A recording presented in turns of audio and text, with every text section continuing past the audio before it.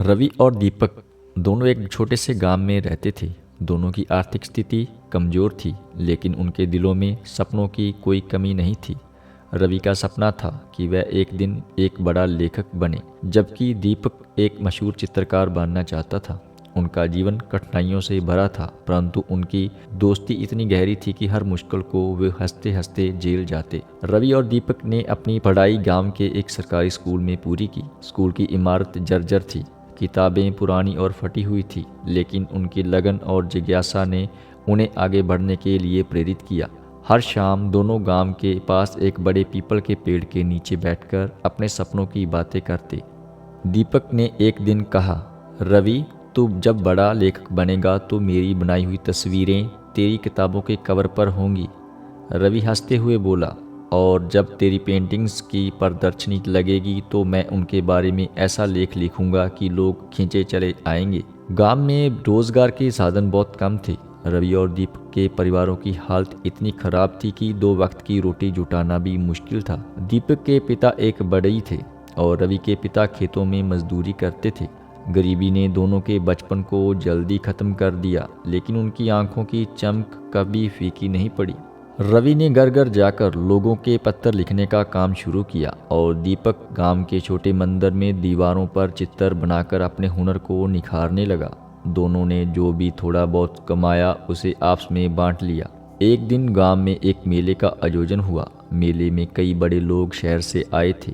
रवि और दीपक ने सोचा कि यह उनके सपनों को उड़ान देने का सही मौका हो सकता है। उन्होंने मिलकर एक छोटी सी प्रदर्शनी लगाई। दीपक ने अपनी पेंटिंग्स बनाई थी और रवि ने अपनी कविताएं लिखकर उनकी प्रतियां प्रदर्शनी में रखी।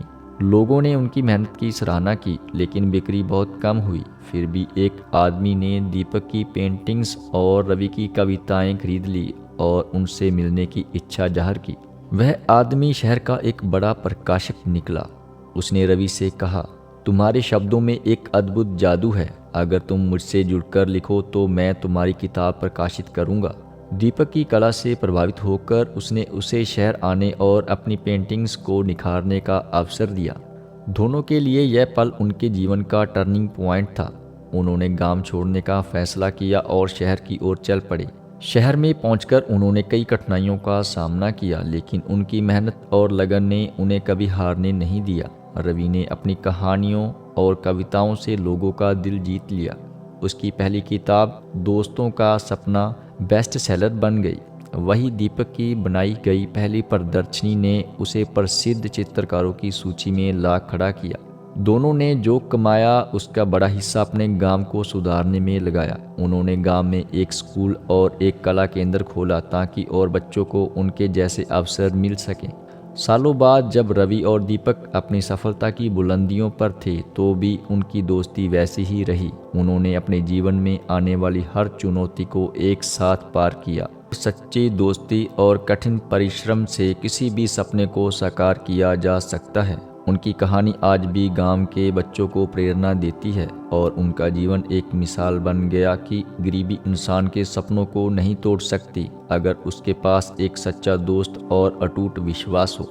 इस कहानी का मुख्य संदेश है कि सच्ची दोस्ती, कड़ी मेहनत और अटूट विश्वास के साथ किसी भी कठिनाई को पार किया जा सकता है और सपनों को साकार किया जा सकता है। सच्चे दोस्त जीवन के हर मुश्किल दौर में साथ देते हैं। रवि और दीपक की दोस्ती ने उन्हें हर चुनौती का सामना करने और एक दूसरे के सपनों को पूरा करने में मदद की। गरीबी और कठिनाइयों के बावजूद दोनों दोस्तों ने मेहनत का दामन नहीं छोड़ा। यह दिखाता है कि सफलता पाने के लिए परिश्रम बहुत जरूरी है, चाहे हालात कितने भी कठिन क्यों ना हो। अगर आप अपने सपनों पर विश्वास करते हैं तो उन्हें साकार किया जा सकता है। रवि और दीपक ने विपरीत परिस्थितियों में भी अपने सपनों को जिंदा रखा। संसाधनों की कमी भी आपकी सफलता में बाधा नहीं बनती। इस कहानी से पता चलता है कि गरीबी और सीमित साधन भी किसी व्यक्ति की सफलता को नहीं रोक सकते। लगन और दृढ़ निश्चय सबसे बड़ी पूंजी है। सफलता पाने के बाद रवि और दीपक ने अपने गांव की भलाई के लिए योगदान दिया। यह सिखाता है कि जब आप जीवन में सफल होते हैं तो अपने समाज और ज़रूरतमंदों की मदद करना चाहिए। धन्यवाद।